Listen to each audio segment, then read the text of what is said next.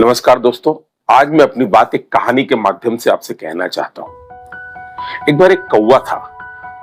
वो हमेशा भगवान से ये शिकायत किया करता था कि उसने उसे इतना ज्यादा काला क्यों बना दिया।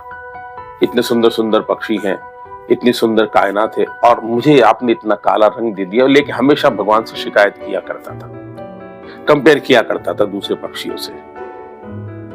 वहीं उससे थोड़ी ही दूर पर एक हंस रहा करता था, बिल्कुल सफेद धवल।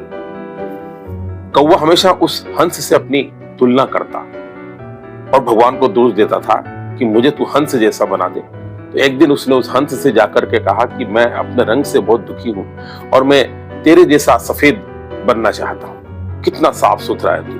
तो हंस ने उससे कहा कि दोस्त, ऐसी बात नहीं है, मैं भी अपने आप से परेशान हूं। मैं तो असल में ये पूरा क्या सफेद, पूरा सफेद मुझे भगवान ने बना दिया। अरे मुझे तोते जैसा बनाता तो ज्यादा अच्छा रहता। कितने सुंदर सुंदर उसके शरीर पर कलर है और पूरी दुनिया में देखो कितने रंगीन तोते रहते हैं। मुझे तोता जैसा होना चाहिए था। तो वो दोनों, कौवा और हंस, वो दोनों तोते के पास पहुंचे और बोले कि तोते भाई, हमको भगवान ने तुम जैसा नहीं बनाया, हमें तुमसे बड़ी जलन है। तुम्हारे पास कितने सुंदर सुंदर कलर है, तुम्हारी कितनी अच्छी जिंदगी है, कहीं जाना ना आना, लोग बढ़िया तुम्हें खाना भी दे देते हैं। तोता बोलता, नहीं दोस्त, ऐसा नहीं है, मैं भी बहुत ज्यादा परेशान हूं। असल में जिंदगी मुझसे ज्यादा अच्छी तो मोर की है। मुझे तो लोग बाग जिंदगी भर इस पिंजरे के अंदर बंद करके रखते हैं, मैं कहीं जा नहीं सकता। वह मुझे जबरदस्ती खिलाए जाते हैं, मुझे जबरदस्ती मुझसे बुलवाते हैं, सिखाते हैं कुछ तो भी, और मैं नहीं बोलना चाहता हूँ, मुंह दुखता तब भी मुझसे बुलवाते जाएंगे। मुझे तो मोर की जिंदगी बहुत अच्छी लगती है। मोर कितना सुंदर सुंदर उसका कलर है। चलो मोर के पास, वो तीनों लोग जो है वो मोर के पास गए और मोर से जाकर के बोले, मोर भैया, तुम्हारी जिंदगी बहुत अच्छी है, तुम्हें कोई तंग नहीं करता, कितने सुंदर सुंदर तुम्हारे कलर हैं, तुम्हें देख करके लोगों का मन खुश हो जाता है। जब तुम नृत्य करते हो इतना सुंदर, कितना अच्छा लगता है, पूरी धरा तुम्हारे साथ नाचने लगती है। तो मोर बोला कि भाई ऐसा नहीं है, मैं भी बहुत ज्यादा परेशान हूँ। लोग मुझे घेर लेते हैं, जहां मैं दिखता हूँ लोग इकट्ठा हो जाते हैं, अपने अपने मोबाइल फोन कैमरे लेकर के सेल्फी लेने लगते हैं, वीडियो बनाने लगते हैं और हल्ला होने लग जाता है मुझे देख करके। और मैं अपनी व्यक्तिगत, मेरी जिंदगी कुछ नहीं है, भले ही मेरे आसपास कितने लोग रहते हो, कितने लोग मुझे देख करके खुश हो जाते हो।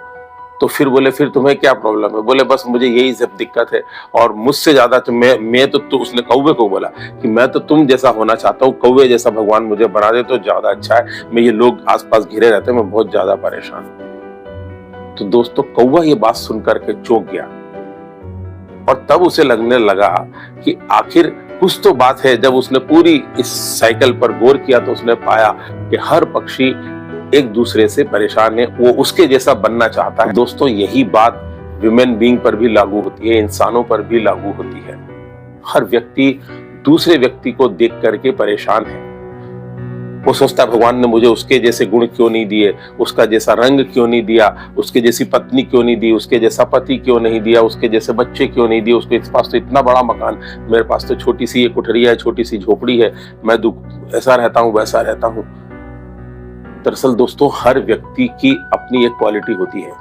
हर व्यक्ति को भगवान ने उसमें कुछ गुण दिए, कुछ विशेषताएं उसमें दी हैं जो किसी अन्य में नहीं है।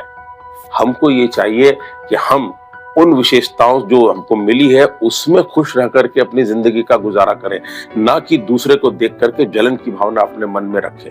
हमारे पास जो है उसी को आगे बढ़ाते जाएं, उसी लाइन को आगे बढ़ाते जाके अपनी जिंदगी में खुशहाली लाएं, उन्नति लाएं। अगर हम दूसरों को देखेंगे, दूसरों की उन्नति को देख करके जलेंगे कि उसके पास भगवान ने ऐसा दिया, तो हम हमेशा दुखी रहेंगे। उसके पास जो चीज है वो आपके पास नहीं है और जो आपके पास है वो उसके पास नहीं है। बस इस बात को मत भूलिए दोस्तों। अगर आपने सिद्धांतों को अपना लिया तो जिंदगी भर खुश रहे। भगवान की दी हुई प्रकृति बहुत सुंदर है, उसका आनंद उठाइए। जो कुछ आपके पास है बस वही आपका है। पुनः अगले शनिवार आपसे ऐसी किसी अन्य पॉजिटिव वीडियो के साथ मुलाकात करूंगा।